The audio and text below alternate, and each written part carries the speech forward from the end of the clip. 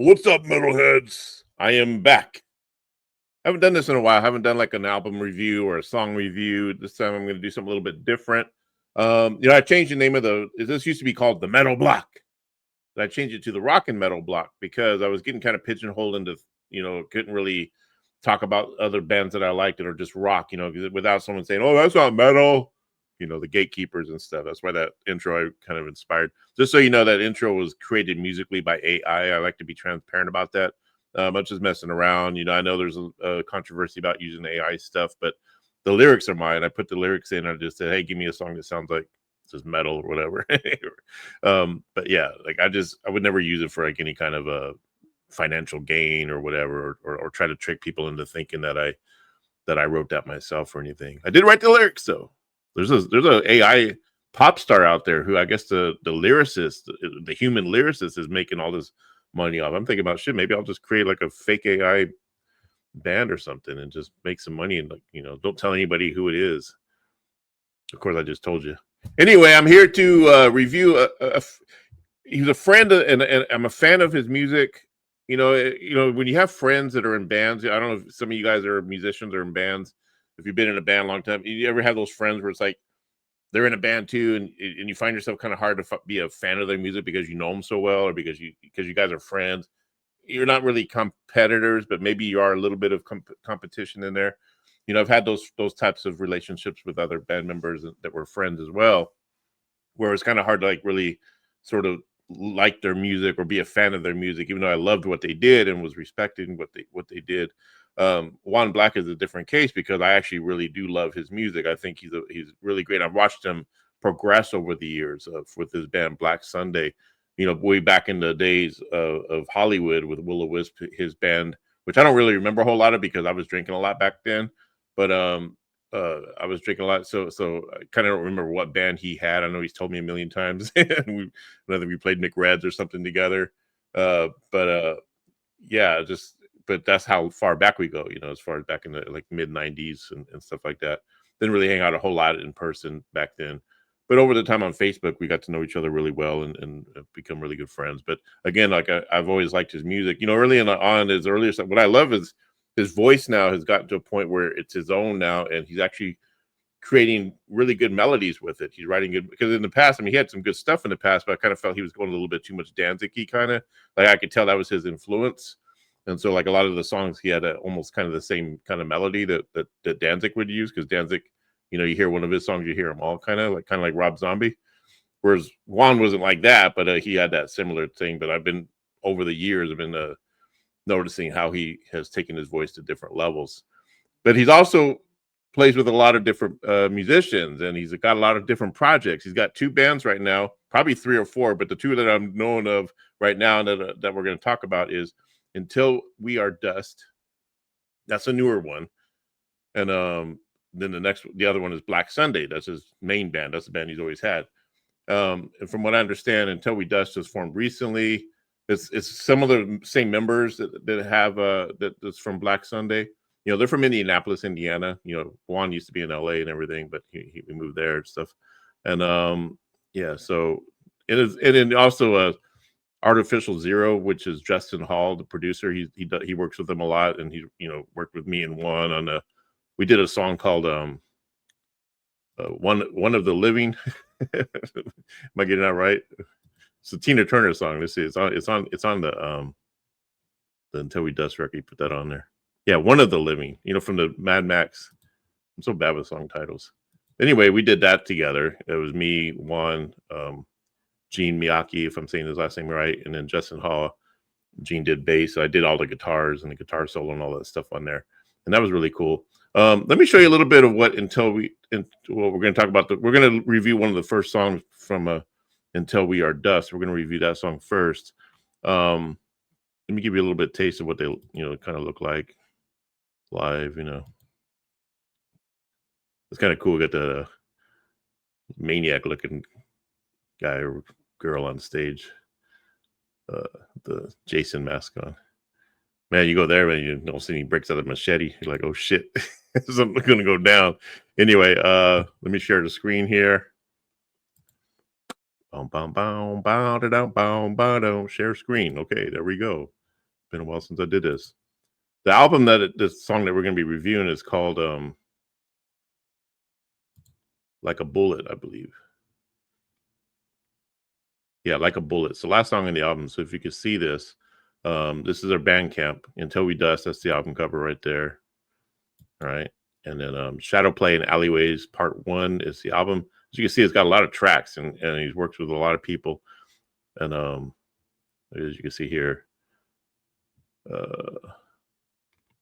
but you know, it's very very gothic. You know, like if you're into old school gothic, like I am, you know, come up in the days of Hollywood of going to Helter Skelter and Clockwork Orange, place in those cool gothic clubs before Bar Sinister came along and sort of made it sort of hipster, trendy kind of like, well, Bar Sinister was still cool, but nothing beats like the old school, like, I think it was that one club, the Bats or whatever.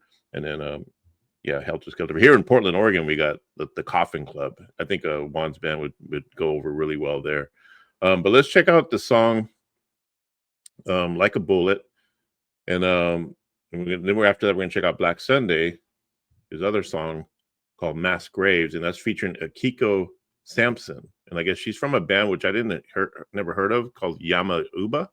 They're a gothic band as well. I got a little sample of them because I went to look them up, and I mean, they're really old school goth sound. I mean, it's like straight out of like a goth club, Death rock is the term. So that's why kind of, like I said, when I say the term rock and metal, rock is the umbrella for alternative rock, goth rock, death rock, butt rock. I've heard people say butt rock. Whatever. What music is butt rock? And then metal's got all of its subgenres and stuff like that. So today we're looking at death rock.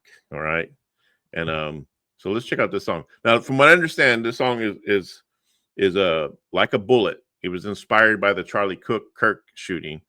Now, here's me. I'm all about freedom of speech. I'm a very staunch proponent and protector of freedom of speech, even protecting the speech you don't like. So these lyrics are probably going to be offensive to a lot of people because obviously it's kind of, in a way, I wouldn't say it's mocking Charlie Kirk's death. It's just basically saying, hey, you died by the way you lived and everything. And because, Juan, he's very open about his sexuality and stuff like that. And he's, part of the LGBTQ plus community and everything. And I'm a big proponent of that as well. I'm an ally, if you will.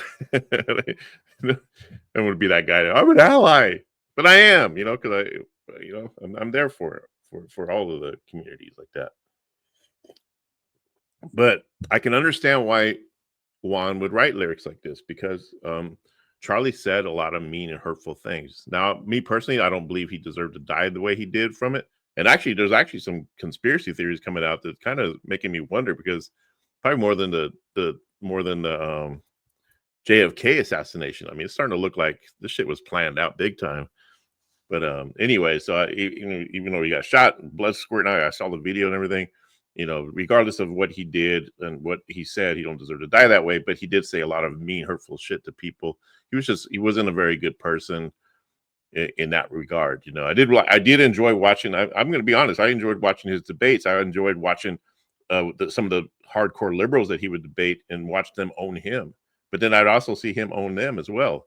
So he would. That was his thing. Like if you didn't like his views, he wants to debate you about it. He would go to all these different schools and debate these college kids. And I guess one kid just, took it a little bit above where he should have taken it and took him out. But that's what they say, right?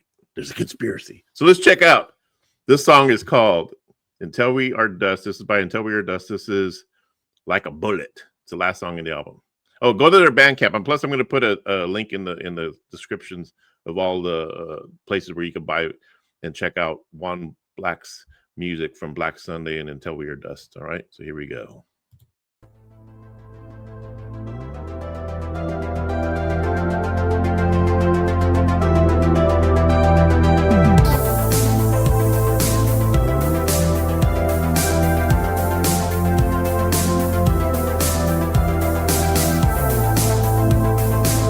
Like a bullet. I like it. It's in A minor. F. No, E. F. E, A. I like that little.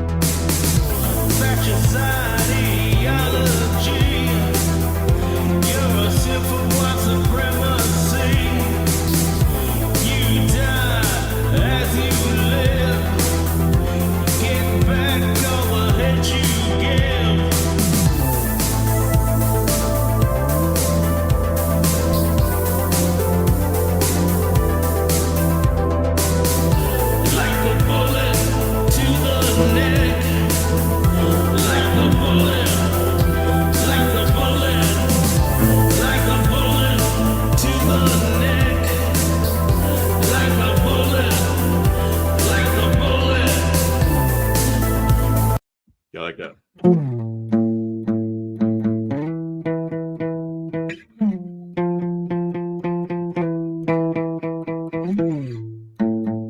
That's pretty cool, huh? Because that was obviously done on a synthesizer, but yeah. Like a bullet, like a bullet.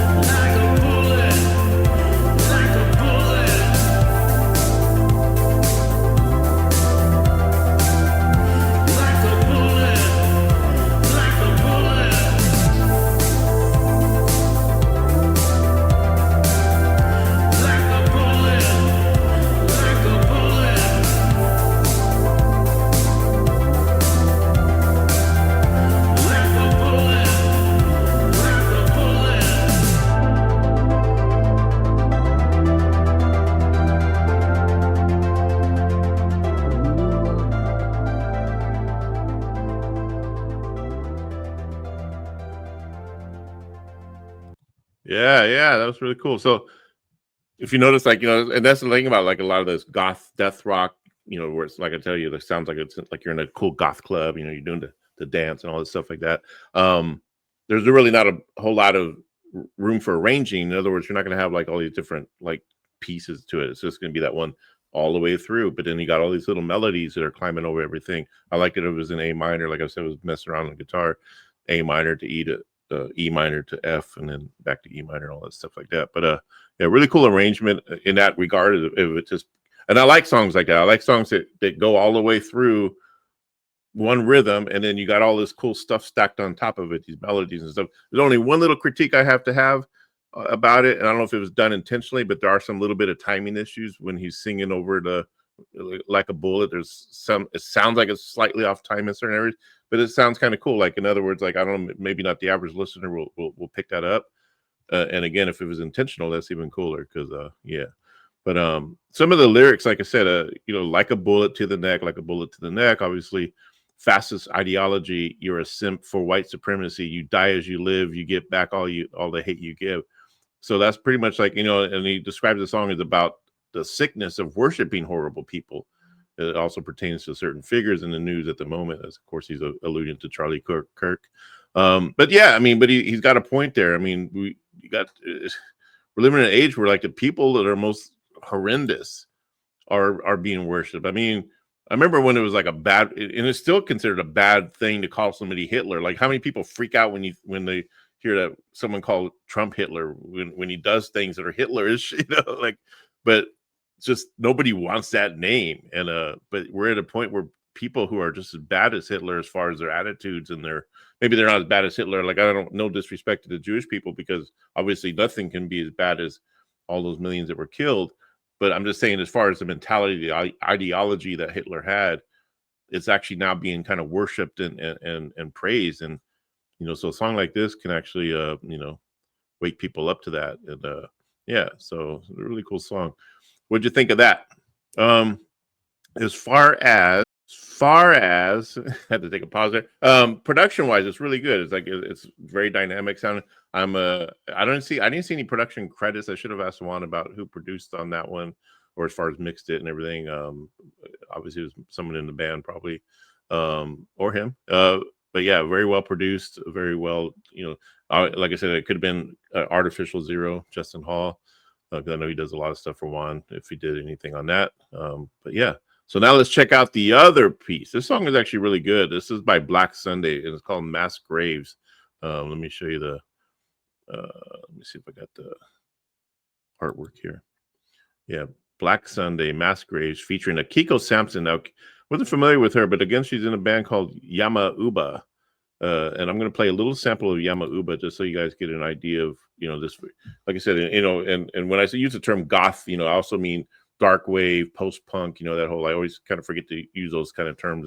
But I've just always called it goth music. To me, it's all about goth, It's like, I'm an old school goth, Cure, Bauhaus, Switchblade Symphony, all those bands. Crush Shadows, if I say their name right. I think they're the ones that used to buy tickets off Will-O-Wisp back then. I remember there was a goth band out of, like, Santa Clarita. There were these young kids, and they were just starting it. And then next thing you know, they're like kind of like a well-known in the goth scene. About 3 or 4 years later, they became kind of really big. And I think it was Crux Shadows. I could be wrong. But anyway, this is a little bit of Yama Uba. And I'm not sure who Akiko is, but I'm thinking she might be the bass player.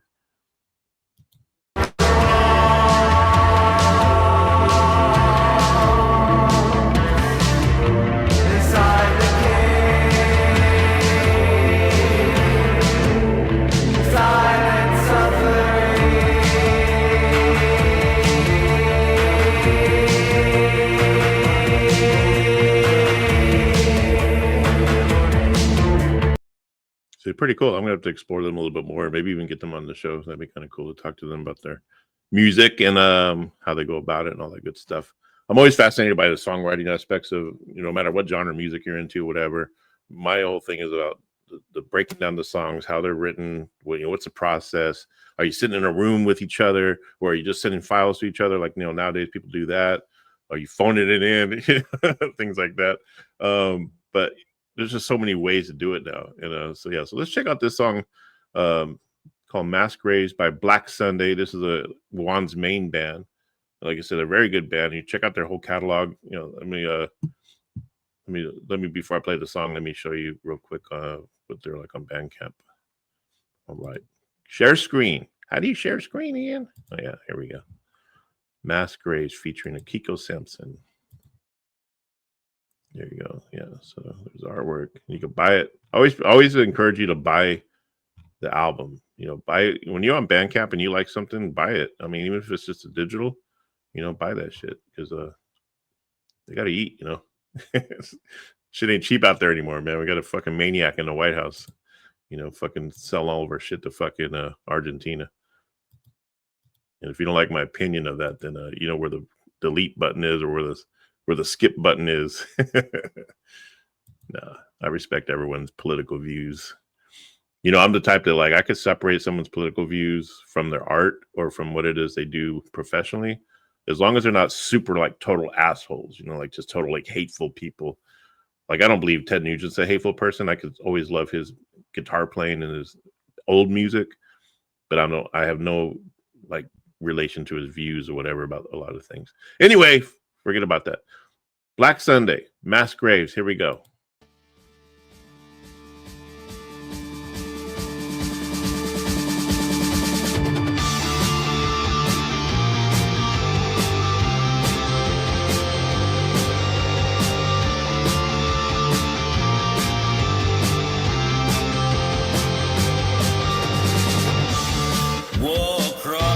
Hold on a second. That sounds familiar. It's in D minor.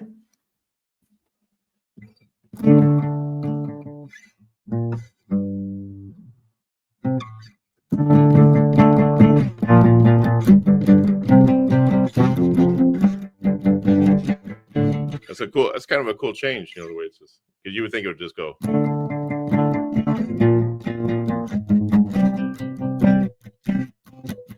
they're going.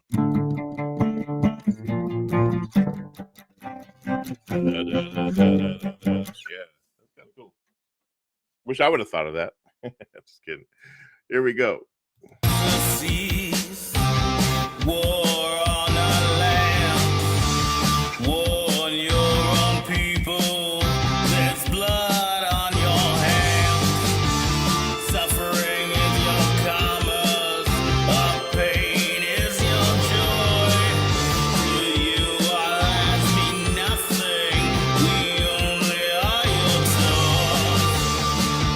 Our oppressors are in love with mass graves. Our leaders are in love with mass graves. They want to put us on mass graves. There is answer to our problems.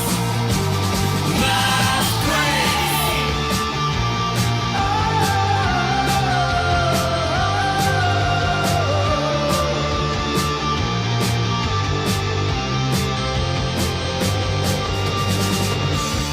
self-appointed gods, self-appointed kings. You only want loyalty. You care about nothing. You'd murder all our children just to say you're right. We won't be mindless drones. Forever we shall fight. Our leaders are in love with mass graves. Our oppressors are in love with mass graves. They want to put us all in mass graves. One of my favorite bands is the London Suede, and the album before their newest one that came out. Well, actually, their newest one too, Antidepressants. They have some songs that kind of sound like this, very kind of that old school death rock sound. But they're from Britain. They're more considered Britpop, whatever. But they're one of my all-time favorite bands, and I kind of hear that flavor in there a little bit. I'm not sure if Juan is familiar with that band, but yeah, I can hear that. And again, with Juan's vocals, like I said, he's creating these really good hooky melodies that are different from if you listen to his older stuff with BlaK SundaY, like maybe 5 years ago or whatever, he kind of was finding his way. But I mean, he was always good. But right now, I think he found that voice that works, and the way he phrases and his ability to create the melodies over the music that he's singing to and the lyrics that he's using. or writing, if he writes his own lyrics or so. But anyway, and apparently this song is about, just to give you an idea, if you didn't get an idea from the lyrics, but it's a protest song. Let's see, Mass Graves is a protest song against the atrocities of the current administration. Yes, we know who he's talking about, the Orange administration, and their lack of empathy and how they want everyone that's not like them to be loyal, that's not loyal to be eliminated. Yeah. True. I mean, like I said, it's either MAGA or bust is what their attitude is. They should have called it MAGA Graves. That's what you should have write another song called MAGA Graves. Well, he'd really take the heat then, right? Anyway, let's finish it up.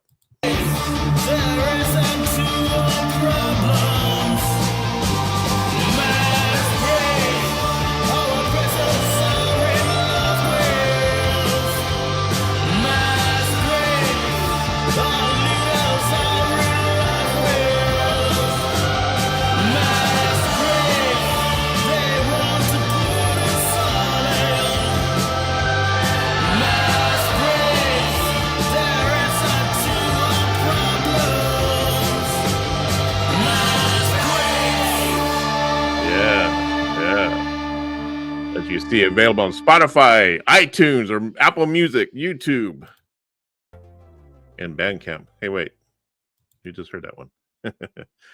Yeah. So, what do you think? One of the things that stood out was that female vocal, which I'm assuming is Akiko Sampson.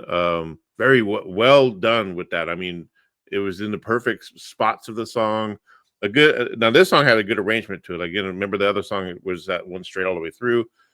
This had a good arrangement. Like I said, I like that chord change, the way it was, the way it kind of like, I wouldn't say it's unusual, just it wasn't like I was expecting it to do something a little bit more simple.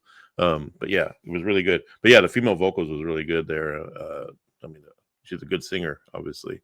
Yeah, is that Akiko? I guess you could let me know in the comments as well.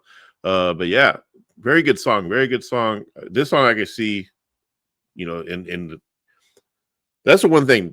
Need to find a way to get these songs, especially this band, into all the goth clubs across the United States. Maybe there's a guy. Maybe I think what Juan's got to do is submit to all of these people that are like, I guess, the music directors and whoever it is that like sort of books the DJs that run the music at a lot of those clubs. Find a way to get that music to them. If I don't go to the coffin, I've never been to the Coffin Club yet. I keep meaning on going, but I just, my sister-in-law goes a lot. But if I do go, I'll take an MP3 with me and see if I could talk to the DJ on whenever I do get around to going eventually. It's winter time now, so I think I can actually start going this time. Instead of procrastinating, and when the summer comes, like, oh, it's too hot to get all decked out and gothed out. But anyway, so if I go, I'm definitely going to take this song and maybe a few others and just say, hey, can you put this in the system and see how people react to it. That's one of the ways to get your music in the club. Just go into the club and just give them, I guess nowadays with an MP3 or whatever, or like on your phone or laptop or whatever, before you have to send a cassette in there. Right. Yeah. So what'd you think? We heard Until We Are Dust, Like a Bullet. We also heard BlaK SundaY's Mass Graves.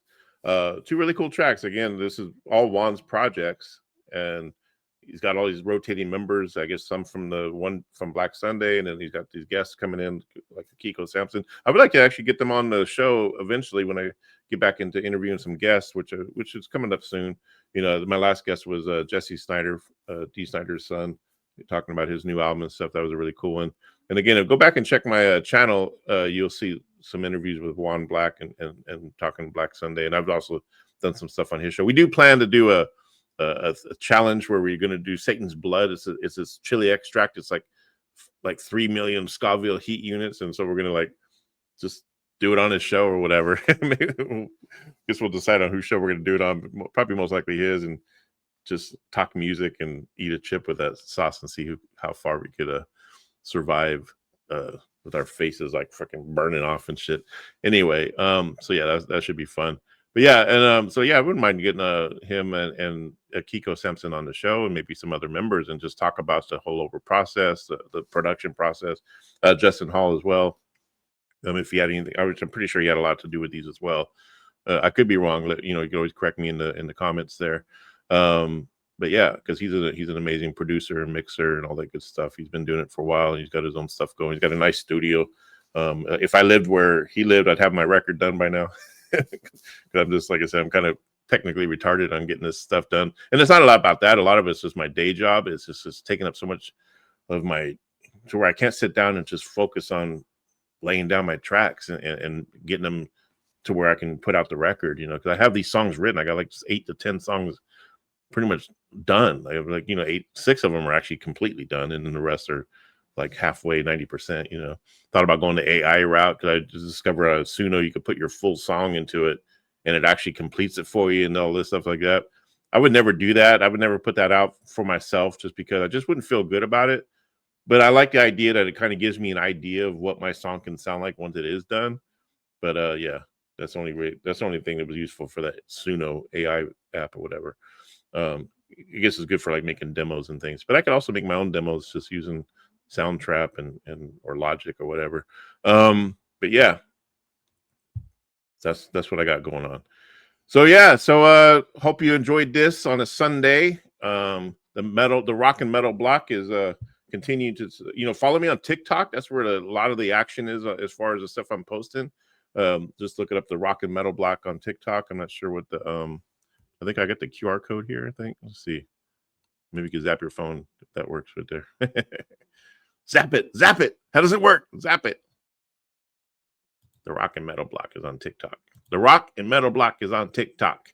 But yeah, and you know, I'm always like posting stuff about top 10 records and, you know, this and that, and album of the year. I'm going to do my top 20 albums of 2025. I got a pretty good little selection going so far. I've got about 25 records this year so far, so I got to narrow it down to the top 20.